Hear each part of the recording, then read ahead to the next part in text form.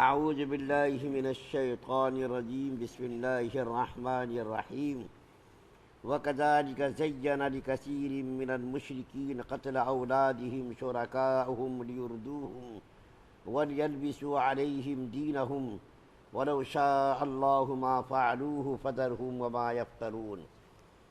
اور اسی طرح مزین کر دیا بہت سے مشرکوں کی نگاہ میں ان کی اولاد کے قتل کو ان کے شریکوں نے، تاکہ ان کو ہلاک کریں اور خلط ملط کر دیں خلط ملط کر دیں ان پر ان کے دین کو، اور اللہ چاہتا تو وہ یہ کام نہ کرتے، سو چھوڑ دو وہ جانے اور ان کا جھوٹ۔ سورہ انعام کی 138 نمبر کی آیت آپ کے سامنے پڑھی گئی ہے۔ اس سے پہلے میں نے عرض کیا کہ مکہ کے مشرکوں میں جہاں بہت ساری اخلاقی اور عملی خرابیاں پائی جاتی تھیں، عقائد کے اعتبار سے، اعمال کے اعتبار سے، اخلاق کے اعتبار سے، وہاں ایک خرابی جو بہت بڑی خرابی تھی وہ قتل اولاد کی خرابی تھی۔ یہ رسم تھی ان کے یہاں۔ بہت سارے کفار اپنے معبودان باطل کے لیے اپنی اولاد کو قتل کرنے کی نظر مانتے تھے، اور بہت سارے لوگ تو اپنی لڑکیوں کو زندہ درگور کر دیتے تھے۔ یہ مکہ کا بہت ہی المناک اور تاریک پہلو تھا کہ جن بچیوں کو زندہ درگور کرنا یہ بہت ہی المناک پہلو تھا جو مکہ کے اندر پایا جاتا تھا۔ اور یہ رسم صرف مکہ کے اندر نہیں پائی جاتی تھی، ہندوستان کے اندر، یونان کے اندر، چین کے اندر، دنیا کے بہت سارے ملکوں کے اندر یہ رسم پائی جاتی تھی، لیکن مکہ کے لوگ اس کو بالکل گوارا نہیں کرتے تھے کہ ہمارے گھر میں کوئی بچی پیدا ہو، ہم کسی کے سسر بنیں، ہمارا کوئی داماد بنے، ہمارے گھر میں داماد آئے، ان کی خاطر تواضع کرے۔ یہ بہت ہی المناک اور تاریک پہلو تھا۔ بہت سارے ایسے واقعات صحابہ کرام نے نبی کریم صلی اللہ علیہ وسلم کی خدمت میں بیان کیے جو ایمان لانے سے پہلے پیش آئے تھے۔ بہت سارے صحابہ کرام جو مسلمان نہیں ہوئے تھے ان سے یہ حرکت سرزد ہوئی تھی، تو انہوں نے نبی کریم صلی اللہ علیہ وسلم کی خدمت میں پیش کیا کہ ایمان قبول کرنے سے پہلے، اسلام لانے سے پہلے میں نے اپنے خاندان کی اتنی بچیوں کو قتل کیا۔ کسی نے کہا کہ 70 بچیوں کو، کسی نے کہا اتنی بچیوں کو، کسی نے اور کہا۔ تو نبی کریم صلی اللہ علیہ وسلم کے سامنے اسی قسم کا ایک واقعہ پیش آیا کہ ایک صحابی نے آ کر کے اپنا خود واقعہ چشمدید اپنا واقعہ بیان کیا، اور وہ واقعہ یہ بیان کیا کہ مکہ کے تاریک دور میں، جہالت کے دور میں اور صفحات کے دور میں، ظلمت و تاریکی کے دور میں، اگر کوئی آدمی سفر میں جاتا اور اس کی بیوی حاملہ ہوتی اور اس کی غیر حاضری میں بچی پیدا ہوتی اور آنے کے بعد معلوم ہوتا کہ یہ ہماری بچی ہے، تو اس بچی کو قتل کر دیتے۔ چنانچہ ایک آدمی نے اسی طرح کا واقعہ بیان کیا کہ یا رسول اللہ صلی اللہ علیہ وسلم، میں سفر میں جانے لگا، میری بیوی حاملہ تھی اور میں سفر میں گیا۔ آج کے زمانے کا سفر تو تھا نہیں کہ حیدرآباد میں ناشتہ کیا، سعودی عرب میں جا کر کے کھانا کھا رہے ہیں۔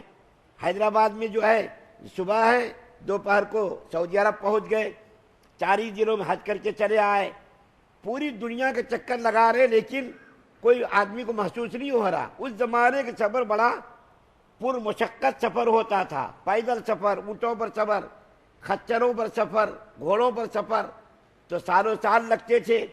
تو انہوں نے کہا یا رسول اللہ، میری بیوی حاملہ تھی، میں سفر میں گیا، میری غیر حاضری میں میرے گھر میں بچی نہایت ہی خوبصورت بچی پیدا ہوئی۔ میرے آنے تک بچی کو میری بیوی نے پالا۔ جب میں آیا تو میری بیوی نے مجھ کو، میں نے جب پوچھا کہ یہ بچی کس کی ہے، تو میری بیوی نے بتایا کہ یہ بچی پڑوس کی بچی ہے۔ بہت دنوں تک میری بیوی نے مجھ سے چھپایا، یہ پڑوس کی بچی ہے، پڑوس کی بچی ہے، اور میں بھی اس کے ساتھ دل بہلانے لگا، میرا بھی اس کے ساتھ دل لگ گیا۔ جب آدمی کہ کوئی چیز پالتا ہے، رکھتا ہے، تو آدمی کو اس سے محبت ہو جاتی ہے۔ بہت سارے لوگ کتوں کو پالتے ہیں، اس سے محبت ہو جاتی ہے، اس کے کھانے کا، اس کے رہنے کا، اس کے سارے سونے کا بندوبست کرتے، بلیاں پالتے، مرغیاں پالتے۔ تو جو چیز آدمی پالتا ہے اس سے اس کو محبت ہو جاتی ہے. یہ انسان جو باہر سے آیا تھا، جب بار بار بچیاں اس سے مانوس ہو گئی اور یہ بھی بچی سے مانوس ہو گیا، تو اس بچی سے ان کو بڑا دلی لگاؤ ہو گیا، بڑی محبت ہو گئی، بچی کے دل کے اندر محبت بیٹھ گئی. تو جب اس عورت نے دیکھا، اس آدمی کی بیوی نے دیکھا کہ میرے شوہر کے دل میں میری بیٹی کی محبت بیٹھ گئی ہے اور میرا شوہر میری بیٹی کو چاہنے لگا ہے، اب جو کسی نقصان کا کوئی خطرہ نہیں ہے، کسی نقصان کا کوئی ڈر نہیں ہے.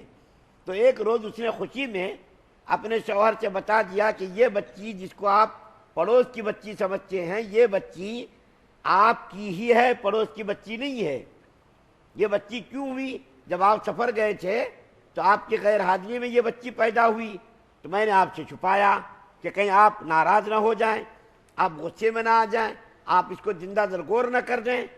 تو وہ ذرا خاموش رہ گیا، کیونکہ اس کے دل میں بچی کی محبت بیٹھ گئی تھی، اس کی اولاد تھی، اس کا خون تھا. لیکن جب یہ باہر نکلنے لگا تو لوگ اس کو تانا دینے لگے، ارے تیرے گھر میں بچی پیدا ہوئی اور تو اس کو برداشت کر رہا. بار بار جب لوگ تانا دینے لگے کہ تیرے گھر میں داماد آئے گا تو اس کا سسر بنے گا اور یہ جو ہے بچی کا پالنا آر ہے، شرمندگی ہے، تو یہ بیچارہ باہر جب لوگ اس کو تانا دینے لگے تو اب اس نے ایک پلان بنا لیا، اور پلان اتنا خطرناک بنا لیا کہ کسی کو بھی معلوم نہیں ہونے دیا.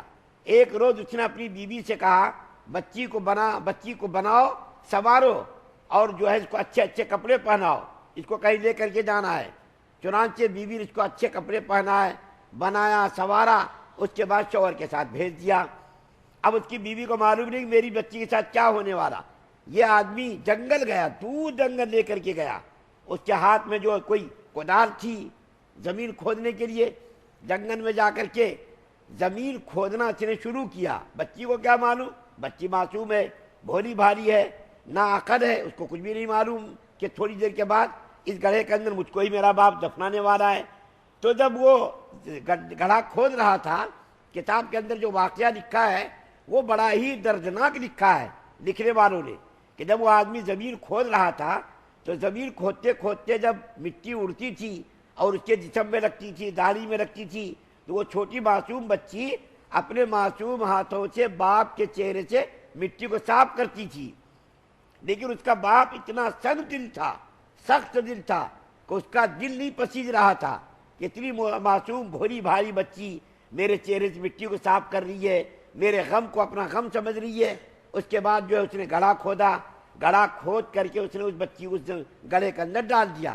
اب بچی چیختی رہی، چلاتی رہی، شور کرتی رہی، ابا مجھ کو کیوں اس کے اندر ڈال رہے ہیں، میں نے کیا قصور کیا اور میں نے کیا آپ کا بگاڑا، آپ اس کے اندر مجھ کو کیوں ڈال رہے ہیں، مجھ کو زندہ درگور کیوں کر رہے ہیں. بیٹی چیختی رہی، چلاتی رہی، لیکن اس کے دل پر ذرہ برابر بھی کوئی اثر نہیں ہوا اور بچی کو زندہ درگور کر کے وہاں سے واپس آ گیا.